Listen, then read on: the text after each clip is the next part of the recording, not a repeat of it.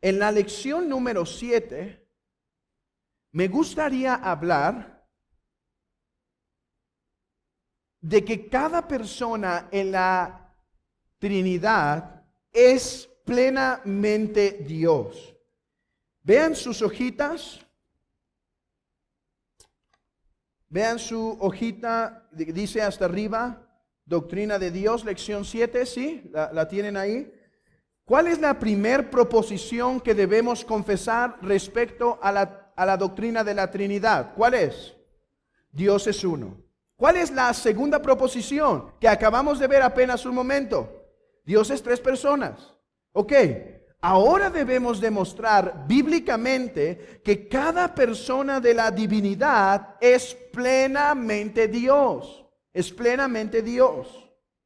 Nosotros creemos que el Padre es Dios, el Hijo es Dios y el Espíritu Santo es Dios sin excepción, sin ninguna excepción. No es que, bueno, sí, Jesucristo es divino excepto por esto. O el Espíritu es divino excepto que no tiene este atributo del Padre. No. Las tres personas de la divinidad, cada persona son plenamente Dios.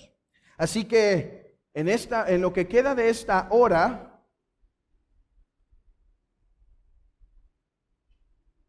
en lo que resta de esta hora, sí son las 5:15, ¿verdad?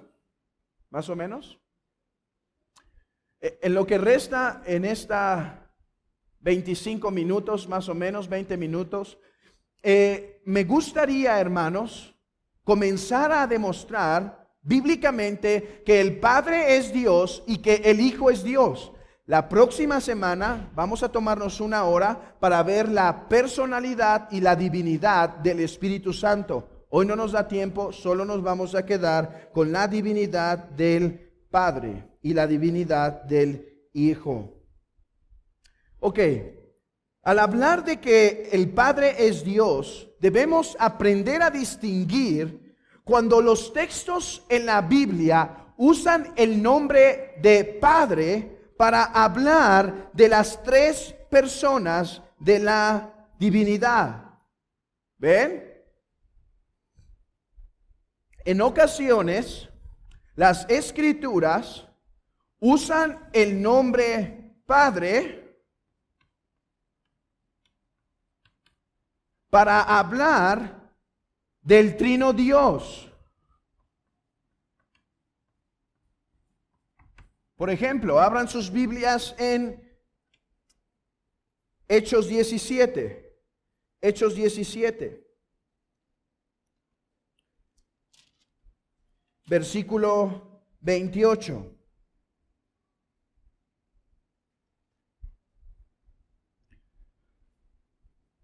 Porque en él vivimos y nos movemos y somos como algunos de vuestros propios profetas también han dicho, porque linaje suyo somos.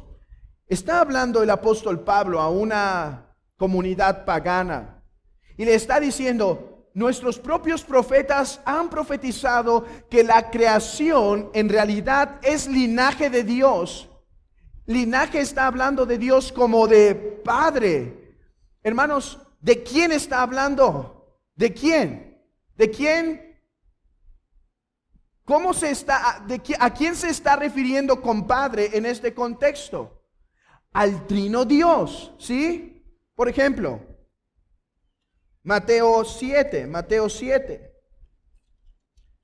Estudiando este texto, estoy convencido que Mateo 7, versículo 11, 7:11, pues si vosotros siendo malos sabéis dar buenas dádivas a vuestros hijos, ¿cuánto más vuestro Padre que está en los cielos dará buenas cosas a los que le pidan? Yo creo que aquí Padre no está hablando de la primer persona de la divinidad, sino está hablando de Dios como el que sostiene al mundo.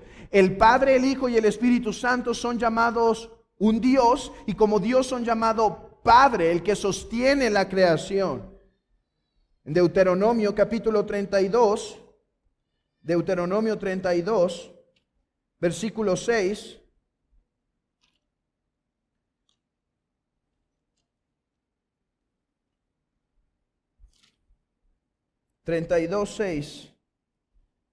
Así pagáis a Jehová, pueblo loco e ignorante. ¿No es Él tu Padre que te creó? ¿Pueden ver? No está usando el nombre Padre para referirse a la primera persona de la divinidad, sino está usando el nombre Padre para referirse a la divinidad completa, a todo el ser de Dios. De hecho, les dije que iba a aclarar por qué Isaías 9:6 dice que aquel que nacería sería Padre eterno en este sentido. Sería Dios, es lo que está diciendo. Padre eterno, hablando de las tres personas, Dios como plenitud es Padre eterno. Pero en otras ocasiones, la Biblia habla de Padre en otras ocasiones para referirse a la primer persona de la Trinidad.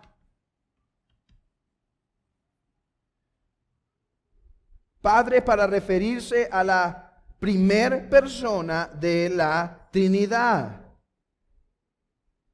Abran sus Biblias en Juan 17. Juan 17.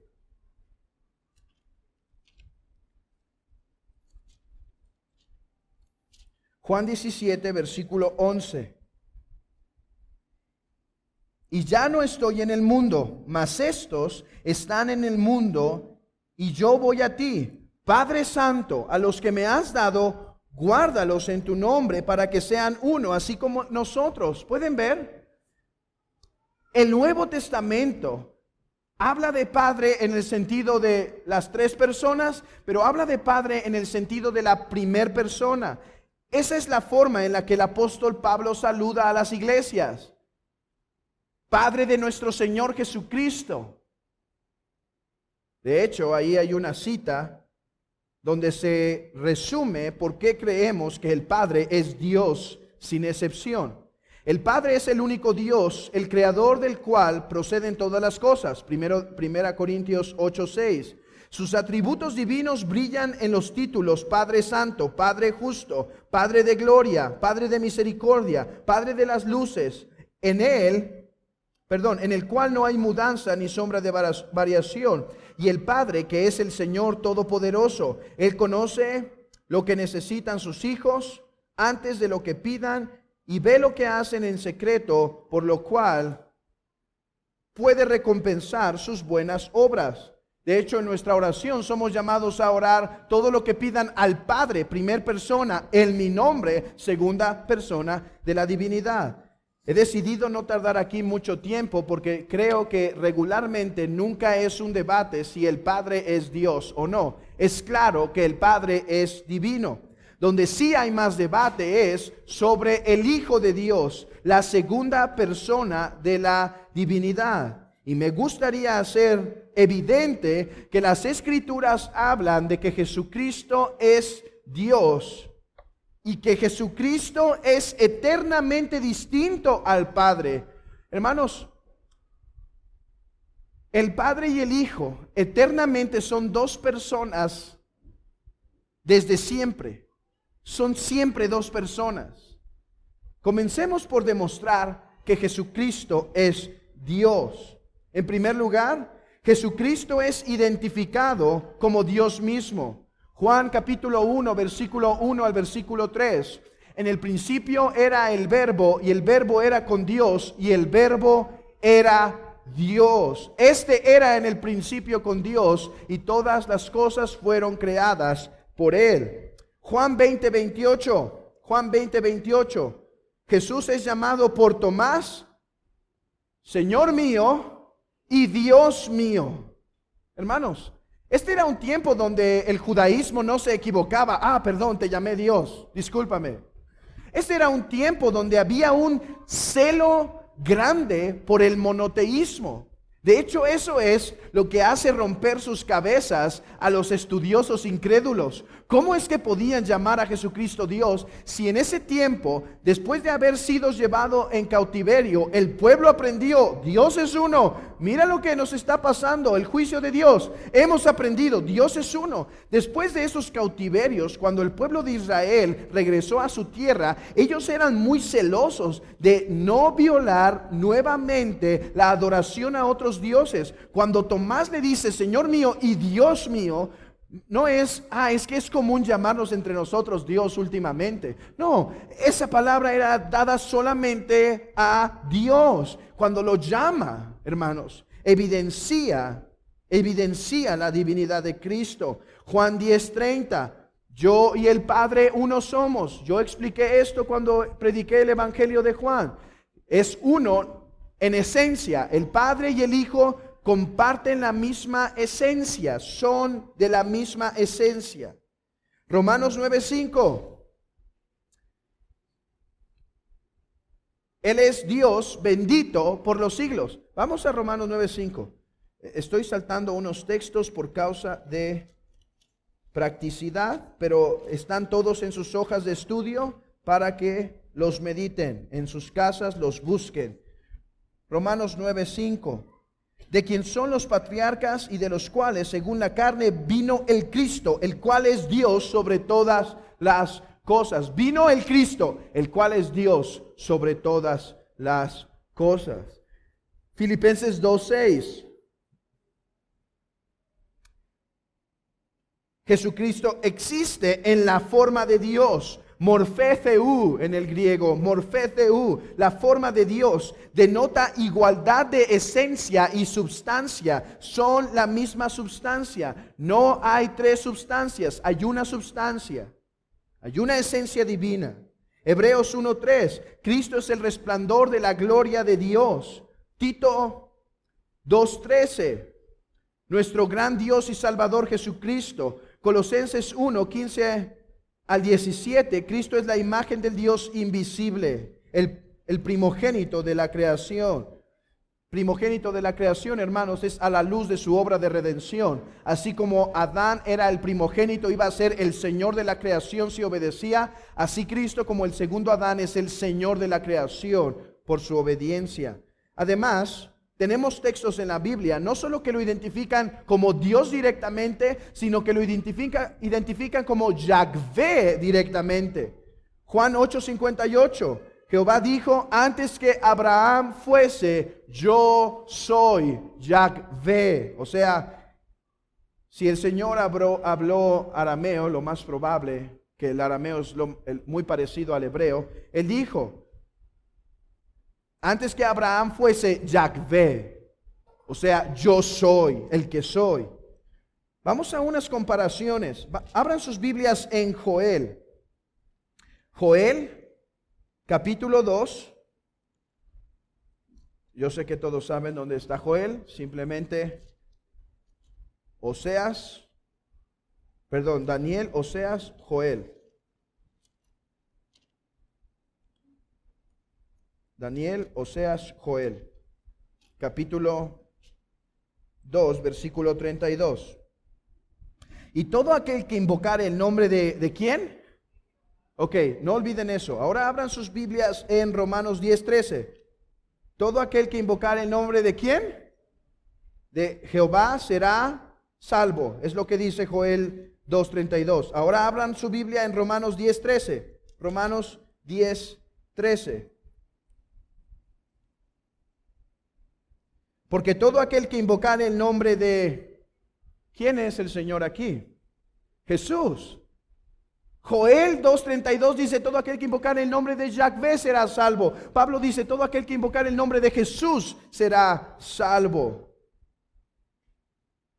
Salmo 110 lo mismo y en Salmo 34 podemos ver lo mismo. Identifican a Yahvé con Jehová. No solo eso.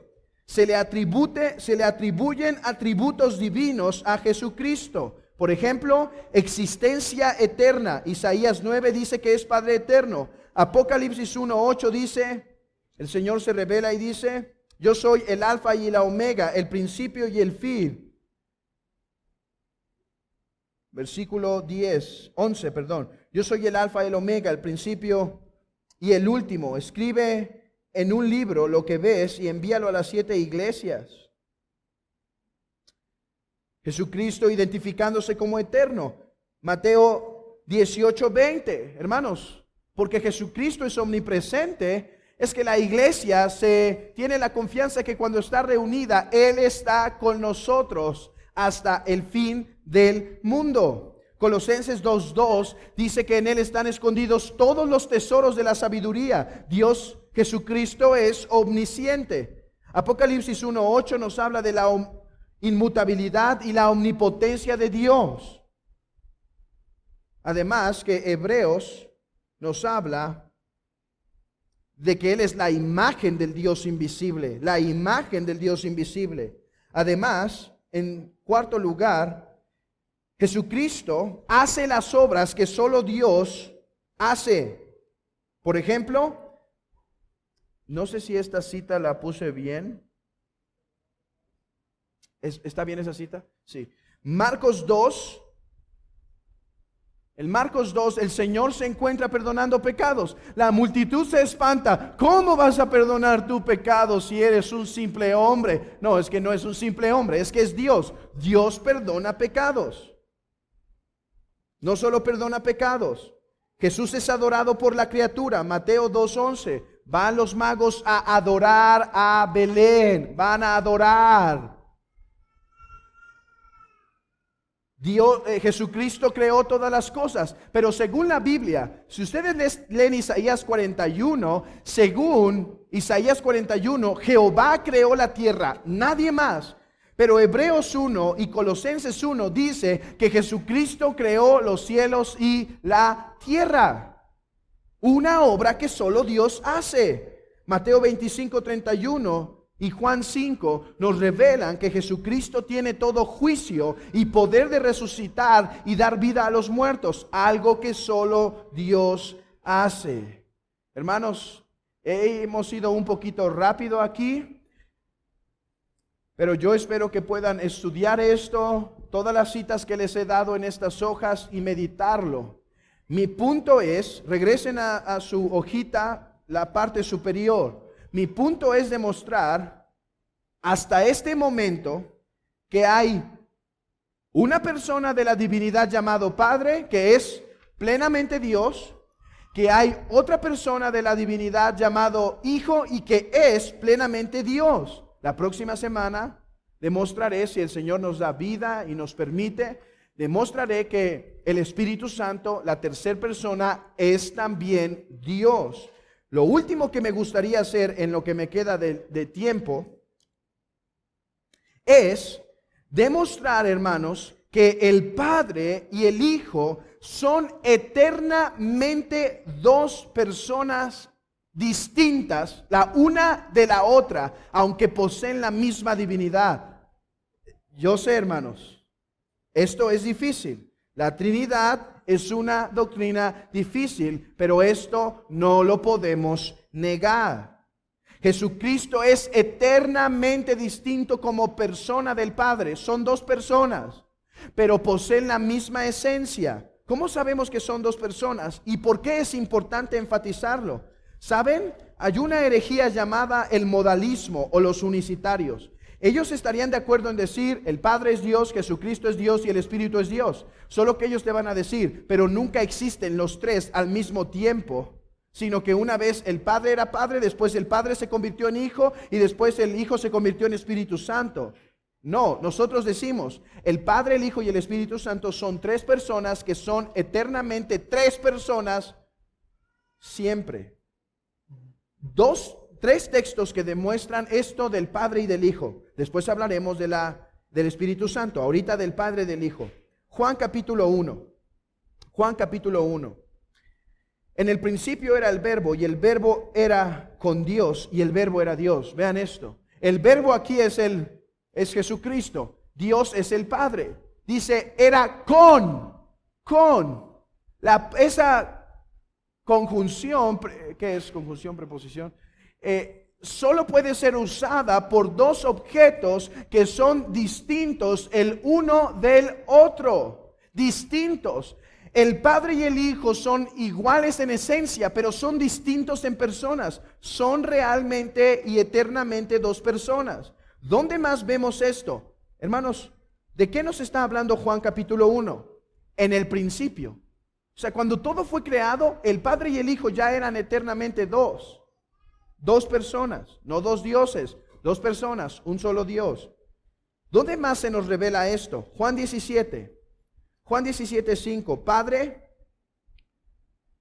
glorifícame tú al lado tuyo con aquella gloria que tuve contigo antes que el mundo fuese. Dame la gloria que yo tenía contigo antes que el mundo existiera. Ya había una unión de dos personas que son eternamente distintas. Gálatas 4:5 dice que cuando llegó el cumplimiento del tiempo, Dios envió a su Hijo. Para enviar a su Hijo, este tuvo que haber ya existido. No comenzó a existir cuando lo envió, ya existía. Dice Juan Calvino, el Hijo que fue enviado debió haber existido antes de que fuera enviado. Y esto demuestra su eternidad de Dios.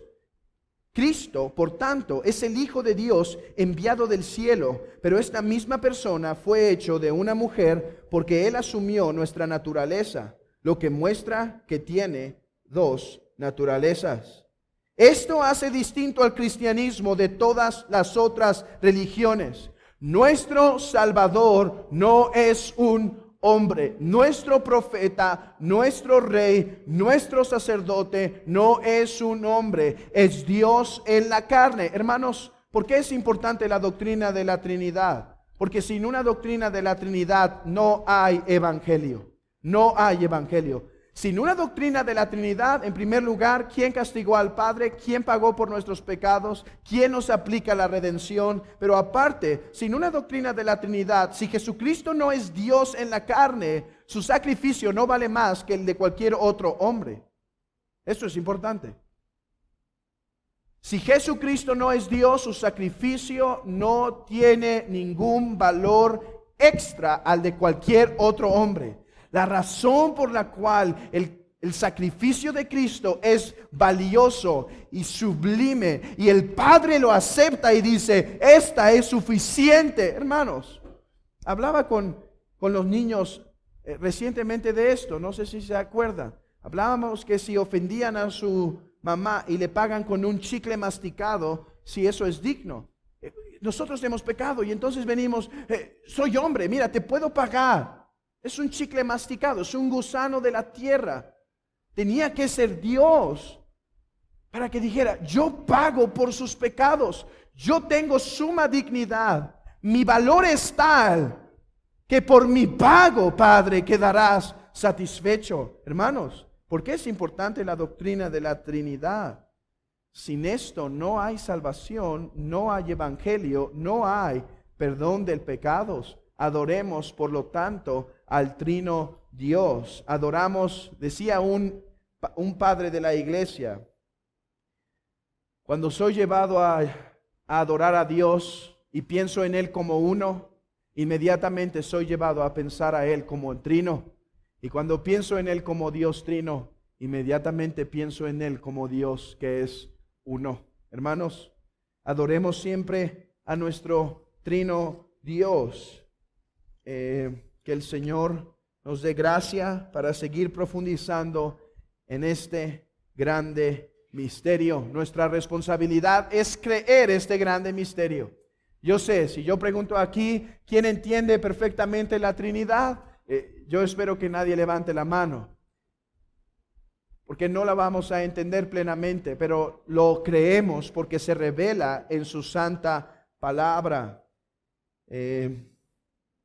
Hermanos, si se dan cuenta lo que he hecho hasta aquí, todavía estamos simplemente dando la evidencia bíblica. Dios permitiendo, la semana entrante vamos a hablar de la personalidad y divinidad del Espíritu Santo. A lo mejor hablo algo sobre una controversia del siglo XII que se llamó la controversia del filoque, por lo cual se dividió la iglesia latina y la iglesia griega. Probable, no prometo nada.